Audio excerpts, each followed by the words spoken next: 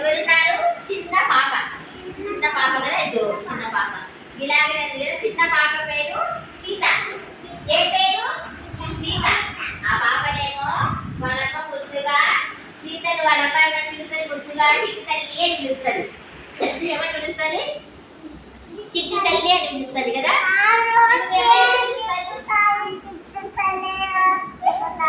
పిలుస్తారా? చిట్టి తల్లి అని పిలుస్తారా? Very good.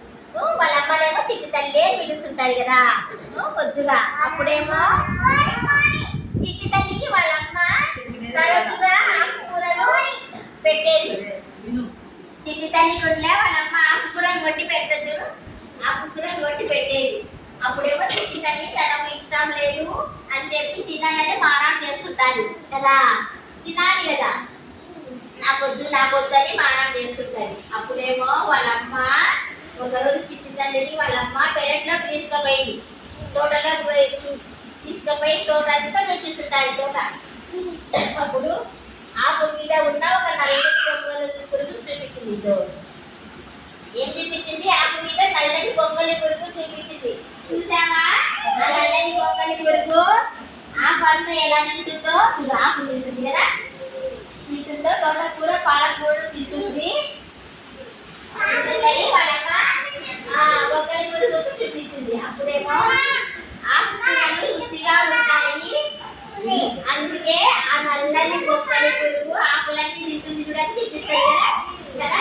అప్పుడు ఆ తర్వాత గూడు కట్టుకొని అందులో నిద్రపోతుంది. అది బయటకు వచ్చేసరికి రంగులకు సీతాకోక సిలుకలాగా ఉంటుంది కదా. నిద్రపోయి ఆకుకూరలు తిని నిద్రపోయి బాగా బయటకు వచ్చేసరికి సీతాకోక సిలుకల రంగుల సీతాకోక సిలుకల మారిపోయింది కదా. అలాగే నువ్వు కూడా మీరందరూ కూడా ఆకుకూరలు ప్రతిరోజు తినేసి సీతాకోక చిలుకల అందంగా ముద్దుగా ఆరోగ్యంగా హుషారుగా ఉంటారని వాళ్ళమ్మ సీతకు చెప్పింది. అప్పటి నుంచి సీత వాళ్ళమ్మ చెప్పినట్టు ఆకుకూరలు ప్రతిరోజు తింటుంది కదా. తింటుంది, ప్రతిరోజు తింటుంది. అట్లా మీరు కూడా ఆకుకూరలు తింటే ఆరోగ్యానికి మంచిది అనేసి చాక్లెట్ తినకూడదు, ఆకుకూరలు కూరగాయలు తినాలి. మీరు కూడా తింటారు కదా ఆకుకూరలు, బాగా తినాలి. తింటే బలం వస్తుంది. సీతాకోక చిలుకలాగా అందంగా రంగురంగులుగా బాగా ఉంటారు. బాగుందే కదా.